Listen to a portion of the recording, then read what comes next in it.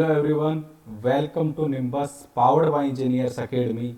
I am Alok Goyal and today I am here with part 4 most expected NIC questions for the web technology. इससे पहले हम part 1, part 2 and part 3 complete कर चुके हैं। उन तीनों पार्ट्स के अंदर हमने HTML5, CSS3, XML, front end technology, back and technology, proxy server, ये सारे हमने डिस्कस किए थे।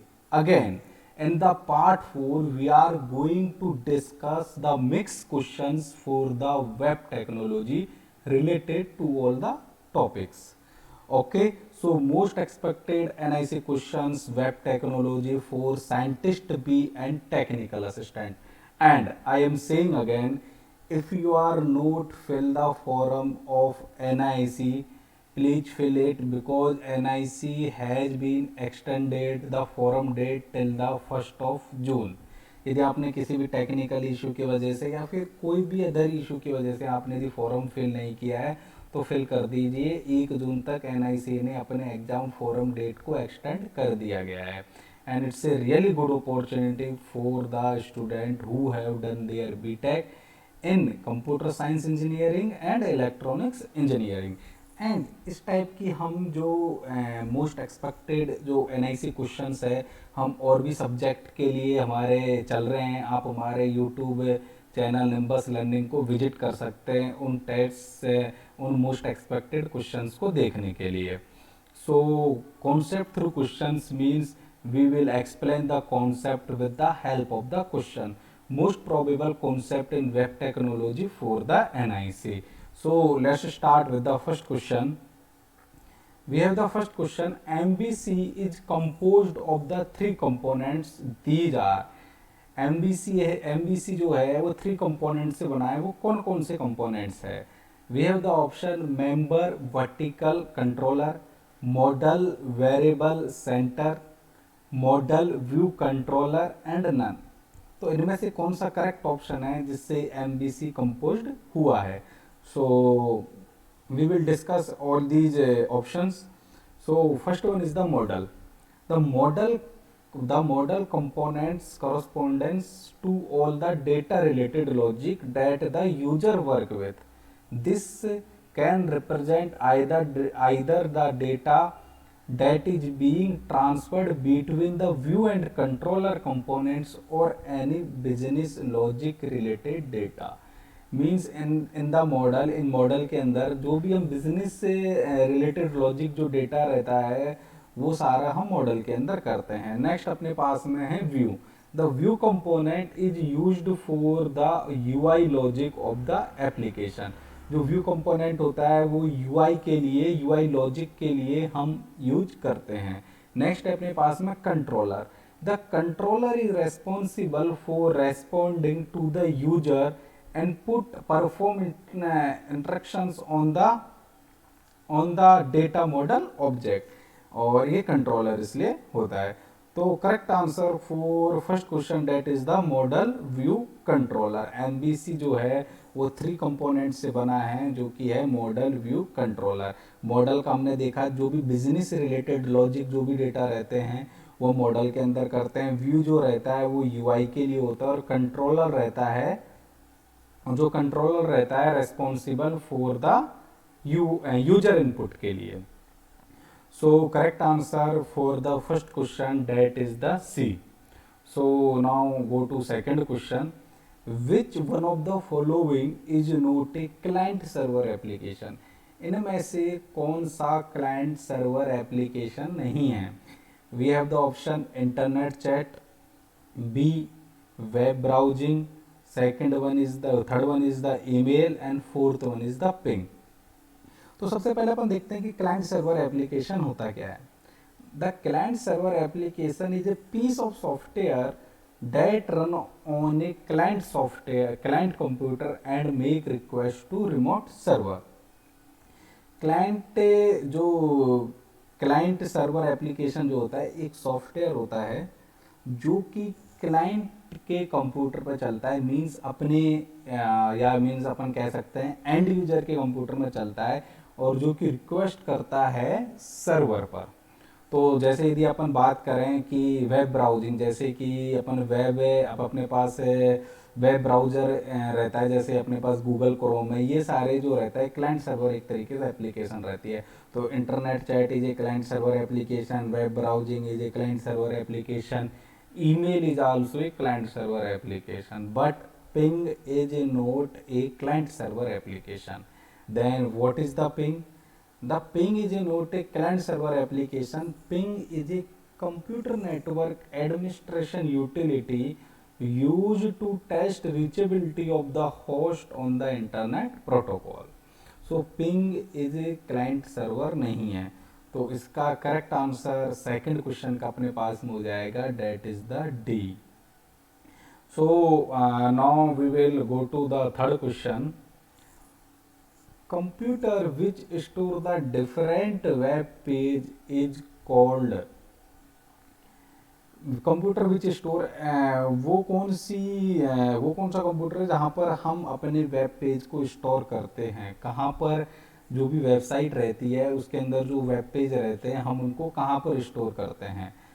We have the option service provider, web browser, web crawl and web server.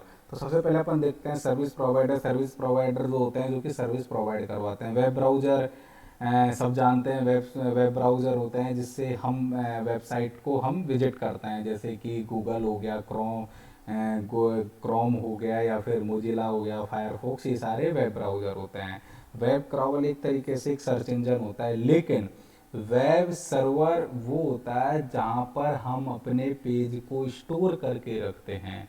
तो correct answer for the third question, that is the web server. Web server बहुत बहुत कंपनियों के होते हैं, जैसे अपाची का होता है, और भी बहुत बहुत डिफरेंट वेब सर्वर होते हैं डिफरेंट डिफरेंट कंपनियों के। तो now the fourth question is which of the following XML fragment are well formed. My element, my attributes and equal double quotes के अंदर some value, my elements, my attribute, some value without any single and double quotes. The third one is the my element, my attribute and some value, and fourth one is the my element, my attribute और some value, जिसके अंदर double quotes भी लग रहा है और single quotes भी लग रहा है। तो करेक्ट आंसर इसका कौन सा होगा, जो कि हम XML फॉर्मेट फ्रेगमेंट के अंदर हम करेक्ट तरीके से इनमें से कौन सा सही है। तो इसका जो करेक्ट आंसर रहेगा माई एलिमेंट, यहाँ पर कोई भी एट्रीब्यूट रहेगा जो भी आप देना चाहोगे और उसकी जो भी वैल्यू रहेगी वो हमेशा और हमेशा वो डबल कोट्स के अंदर रहेगी, जैसे कि इसके अंदर है। ये डबल कोट्स दोनों साइड लग रहे हैं, उसकी वैल्यू हमेशा डबल कोट्स के अंदर रहेगी, ना वो सिंगल कोट्स के अंदर रहेगी, ना डबल कोट्स और सिंगल कोट्स के मिक्स में रहेगी, या फिर बिना किसी कोट्स के रहेगी, हमेशा डबल कोट्स के साथ रहेगी। तो correct answer for the first question, for the fourth question, that is the A. Now we will go to the fifth question. In the model view controller architecture, the model define the data access layer, presentation layer, business logic layer and interface layer. जैसे कि हमने पहले question में discuss किया था, MVC जो होता है वो मॉडल व्यू कंट्रोलर 3 कंपोनेंट से कंपोज हुआ है, 3 कंपोनेंट से ये बना है मॉडल व्यू कंट्रोलर MVC। तो मैंने बताया था कि मॉडल जो होता है वो बिजनेस लॉजिक रिलेटेड डेटा से रिलेटेड रहता है, जो व्यू जो रहता है वो UI से रिलेटेड रहता है। तो fifth question answer is the business logic layer. So the correct answer for the fifth question is the business logic layer. So now we will go to sixth question. Whenever user open any website, the main page is called. जब भी कोई user, and user, या फिर यदि कोई भी person यदि website को ओपन करता है तो सबसे पहले जो पेज ओपन जो होता है तो उस पेज को अपन क्या बोलते हैं। We have the option back end page, dead page, home page and none of the page. देखो बैक एंड पेज तो उसको बोलेंगे नहीं, डेड एंड भी वो होगा नहीं, तो वो क्या रहेगा, होम पेज। जैसी वेबसाइट ओपन करते हैं तो पहले वाले पेज को हम होम पेज बोलते हैं। तो correct answer for the sixth question that is the home page. What does XML stand for? XML की फुल फॉर्म क्या है? We have the option extra modern link extensible markup language, example markup language और X markup language. So as we all know us that the XML की full form होती है extensible markup language. So correct answer for the seventh question that is the extensible markup language. So now we will move to eighth question.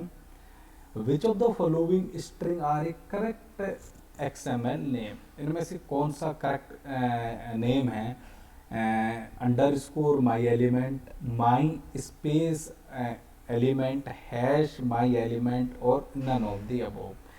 जो किस तरीके से हम string को हम करेक्ट स्ट्रिंग को हम दे सकते हैं। तो वी हैव द ऑप्शन दिए, अपने पास ऑप्शन है। तो उसका जो करेक्ट आंसर है that is the A, underscore my element. हम किसी भी स्ट्रिंग का नाम बीच में स्पेस दे के नहीं दे सकते और उसको हैश से भी स्टार्ट नहीं कर सकते, उसको हम अंडरस्कोर से स्टार्ट कर सकते हैं।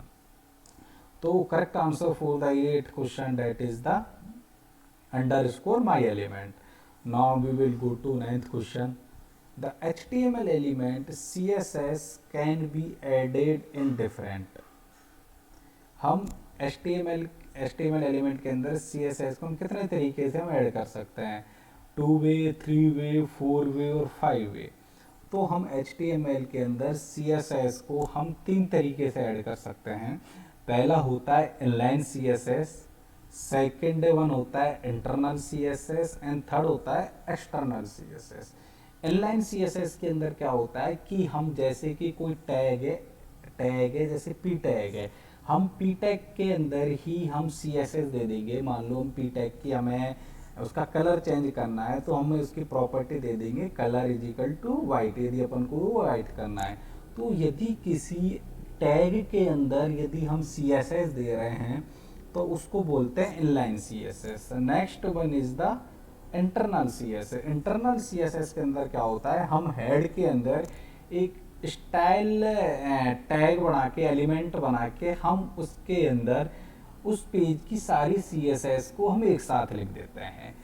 And third one is the external CSS। External CSS के अंदर क्या होता है, हम CSS की एक सेपरेट फाइल बनाते हैं और हम उस फाइल को HTML फाइल के साथ में लिंक कर देते हैं। तो HTML के अंदर हम CSS को 3 तरीके से ऐड कर सकते हैं, that is the internal, external और inline CSS। So correct answer for the 9th question that is the 3 वे।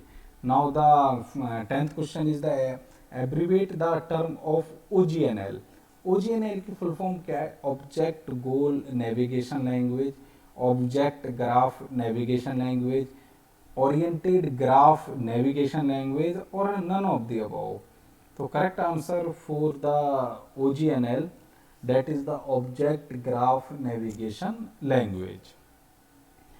तो this is all about the part 4।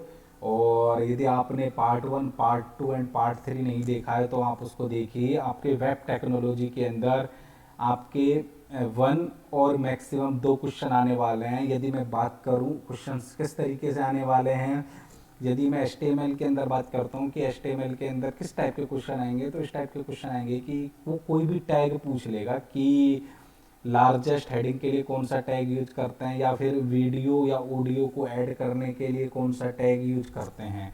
तो HTML, CSS और XML से आपका एक क्वेश्चन आने वाला है और रिमेनिंग के जो भी बाकी टॉपिक है उनसे एक क्वेश्चन आने वाला है। जैसे कि आपके रिमेनिंग टॉपिक है web server, proxy server, front end technology, back and technology और MVC। ये बाकी के सारे टॉपिक आपके जो टॉपिक है सारे थ्योरी टॉपिक है। और आप वेब टेक्नोलॉजी में से आपके 2 क्वेश्चन आपके मैक्सिमम आपके NIC का जो scientist B and technical assistant का जो एग्ज़ाम है उसमें आने वाले हैं। तो do your hard work and preparation for the NIC exam. Thank you. If you really like the video, please hit the like button, share the video, subscribe to our YouTube channel and press the bell icon for the latest updates. Thank you.